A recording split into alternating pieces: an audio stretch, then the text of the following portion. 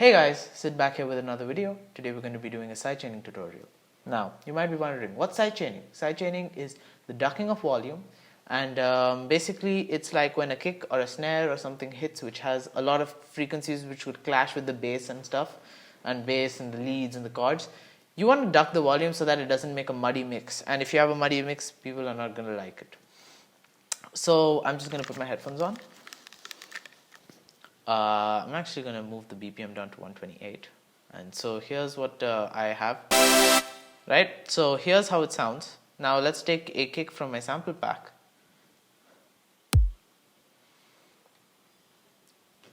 This is my favorite kick in the world. The sample pack is not out now, but it will be soon. So here's how it sounds right now, and I'm actually going to use this bass too. The bass sounds terrible and it doesn't work with the chords at all. But the thing is, with the bass, I needed to make this really quick. So here's how this sounds without any sidechain. That sounds horrible. There's so many clashing frequencies. So what you're going to want to do is you want to add one of these, a shaper box, or you can add a Kickstart or a volume shaper. All three are by Cable, guys. Brilliant sidechain plugins. But this is only for this type of pattern, a 4 on the floor pattern, 2, 3, 4. So every time the metronome hits, hold on. So every time the metronome is hitting, the kick is hitting. That's a 4 on the floor pattern. And so shaper box works really great. So if I turn on shaper box for both of these, you're going to see the sound. The volume is ducking every time the kick hits. You heard that? Versus just like, oh, that's the wrong one. Versus just, that sounds so much better. So yeah, that's a good thing. Yeah, but then you're probably wondering, what if that kick's gone? It's gone. That second one, there's no kick. Why is the volume ducking? There's no clashing frequencies. You don't need a sidechain there. So in this case, we want to add a volume automation clip. You could do sidechain compression. I'll leave a link in the description of this video to a sidechain compression tutorial. But for this, we're just going to use a fruity balance and automate the volume.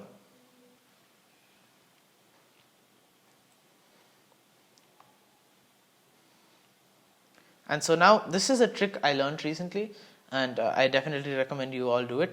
Put the sidechain automation clip on top of your kick, on top of the kick, and you want to sidechain or whatever, shape your sidechain according to the output of the kick. So as you can see here, I'm just going to zoom in there, and so you can actually hear that you can see what I'm doing.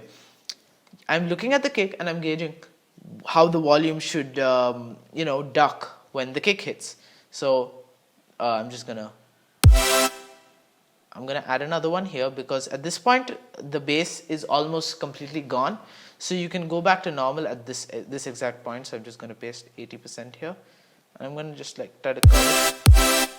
So as you can see, that sounds quite a bit like the sidechain from shaper box already. So let's turn this on. And the better thing is that this only hits when the kick hits. And I definitely recommend you use automation clips all the time. So now you're obviously going to run into the problem of the bass is in a different channel because you want to process the bass differently.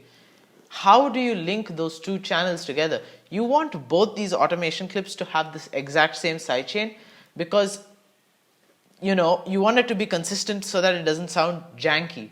So what you want to do is you want to go to the second one, and you actually want to go to where your bass is routed and add another fruity balance. Now this is the part which I want you all to focus on. Right click on the automation, or right click on the volume knob, and don't hit create automation clip. Hit link to controller, and you're going to see why.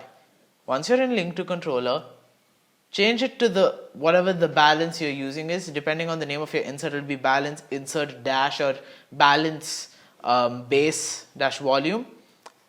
Choose that. And now this is the part which everyone gets wrong. Make sure remove conflicts is unchecked. Remove conflicts unchecked.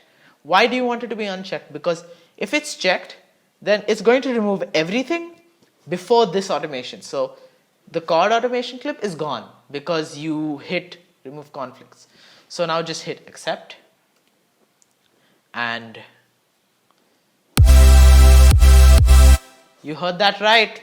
The cards are getting automated and the base is getting automated. Crazy. I mean, if you have a little more time, you should probably shape the automation clip a little better. I didn't have a lot of time to do this. So that's basically how it works. Sidechain compression is a whole other topic and a whole other video. If you all want me to do that in another video, you can leave a link, whatever. You can leave a comment in the description. Did I just say comment in the description? Comment in the comment section. Okay. So I'd like to thank you guys for watching this video. It means a lot that you watched till the end. And if you like this video, leave a like. If you disliked it, dislike. Leave a comment on what I should change. And I'll see you guys in the next one. Bye-bye.